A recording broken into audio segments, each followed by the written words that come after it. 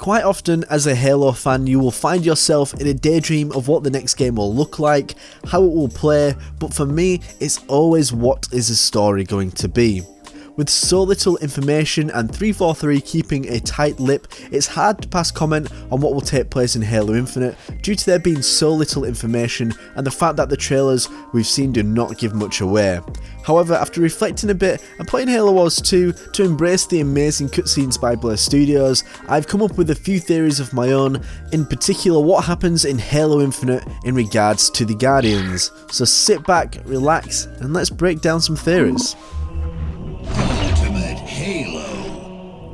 Hey up lads, Fletch here from Ultimate Halo, and it would mean the world if you could subscribe to Ultimate Halo. As you can see, I've been uploading a hell of a lot of videos in the past few months, and it's not going to stop now by any means. So if you can leave a comment down below as well, what you think will happen in regards to the Guardians in Halo Infinite, and I'd be really interested to see what you guys think, so let me know in the comments.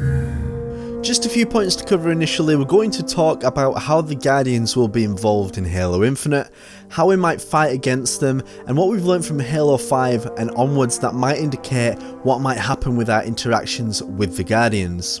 Halo 5 left off in a bit of a weird spot. After fighting your way at Spartan Lock to eventually get to the Chief, you soon learn of Cortana's plan to enforce her ownership of the mantle of responsibility, which brings upon a forced peace to the galaxy. Whilst her intent to a degree might mean well to some people, I'm sure we can all agree that it's a morally corrupt way of doing it, and it basically means comply or be killed or punished.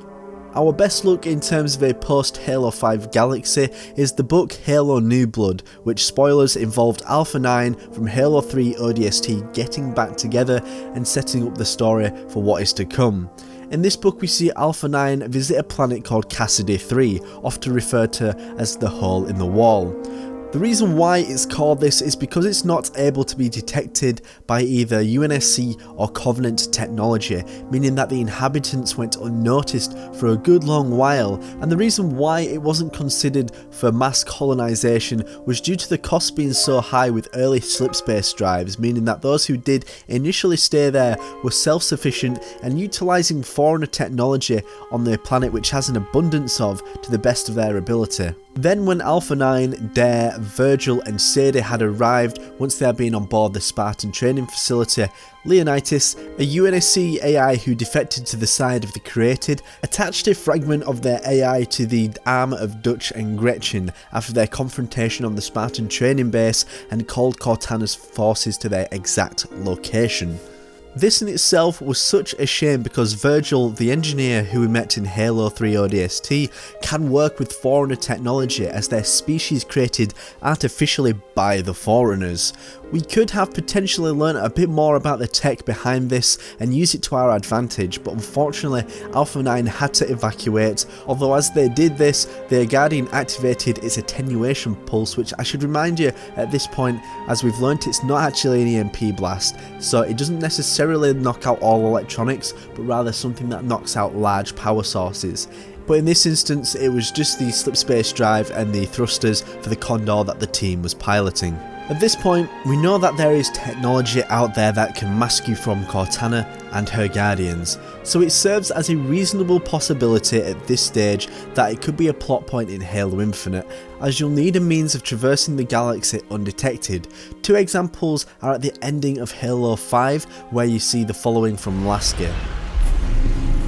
We're in the clear, Captain. Can she track us? No reason to think she can't. Continue random jumps, steer clear of major settlements. We're just gonna run? Only until we could find a way to fight. This shows that the Guardian is always hot on your tail, especially when you're the UNSC's flagship, so it needs to be able to be hidden in plain sight. And another example once again is in Halo Bad Blood, when you're trying to quickly move between systems in and out on a small ship, so you're not that easy to notice. Now when thinking back to Halo Infinite's second trailer, Discover Hope, we then see Chief floating in space. Brohammer brings him into the Pelican, and then from there you can notice he's trying to get him back up and running. But just think back to the start. He's on low power mode, he's obviously waiting for someone to rescue him because he'll know that he'll be there for a while. However, that's not the only reason that's kept him keeping a low profile. He knows that if he activates his engines, that the Guardian will then be aware of his presence and try to capture or even kill him. Then what happens when he powers up the ship to route power to the Master Chief's armor, the lights are on and then boom. His engines then fail and immediately he is aware of what's happened. Chief is ready to fight and then pause. That bright luminous light. We've seen something like that before, have we not? Well, we have, so let's step back to Halo Wars 2. At the end of the game, Professor Anders ends up in Slip's base on the Halo ring she's helping Red Team fight on. Then it looks like she discovered something, which must exist on the Halo ring itself. As such, she decides that she's going to remain on the Halo ring through Slip's base, and then she notices they prematurely leave. At this point, she ventures outside and this same hard glowing light appears once more as she lays eyes upon the Guardian for the first time. Right, well, are you ready? Because this is tinfoil hat theory time. I know this is a stretch, but it is possible she'll have an involvement in Halo Infinite, and she could have discovered something that could help humanity fight against the Created. Let's just say somehow she finds something that allows humanity to go unnoticed, much like the planet we talked about previously.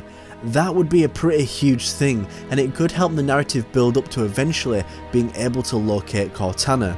Imagine going on a Halo ring and searching for this, maybe something even in the likes of Silent Cartographer, exploring the ring to locate this technology required. It's a simple plot point for practically anybody to follow, and then you can develop your characters and your scenarios around that premise. Halo in my eyes is at its best when there's something on the line, and the Guardians are a perfect example of this.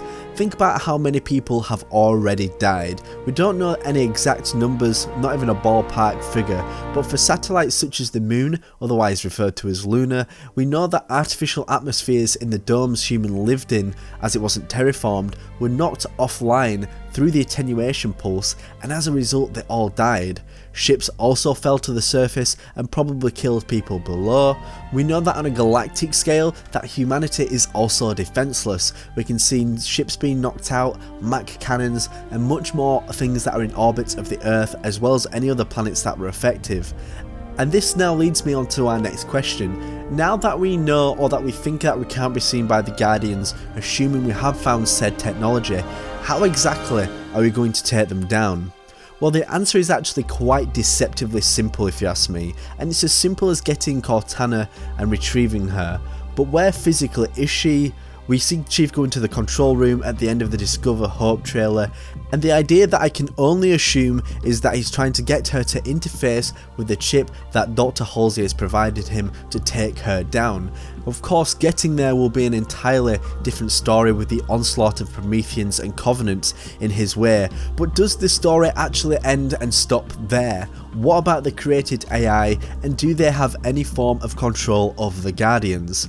I highly doubt that 343 are going to show the end of the game where Chief takes her out in the trailer, so I instead think this is probably going to be one of the start of things to come, and Cortana will most likely have safe measures in place for this, and she may have cured rampancy for all of the AI that have defected. It's honestly so hard to say. Perhaps there needs to be some contact with the domain, maybe Professor Anders' discovery could aid humanity to disable all of the AI and turn the Guardians against the Created. At this point there are so many variables to consider. Lastly in this video, I do want to discuss how the Guardians could be incorporated in Halo Infinite in terms of gameplay, if they are going to be involved of course. I absolutely love the section of Halo 5 where you get to scale down the side of it. Personally, I thought it was a little bit short, but it was an exhilarating moment and it was so unique for the franchise. However, I do think there are a lot more possibilities. If somehow you were able to stop them from doing their attenuation pulse, I think it would be a cool idea to fight them off in a saber, up close and from afar in space. And one idea I had for this is that you could be fighting above a planet and you need to stop it from firing at the people down on the ground by taking out some of the cannons that can appear from its armour.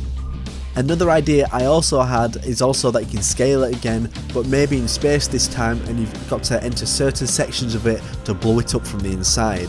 I think about the final mission of Halo 4 as an example, where you go to each section to take out the core shield to get to where the Didact is, But obviously in this example it is a Guardian, and traversing the floating pieces would also be part of the challenge and navigating it.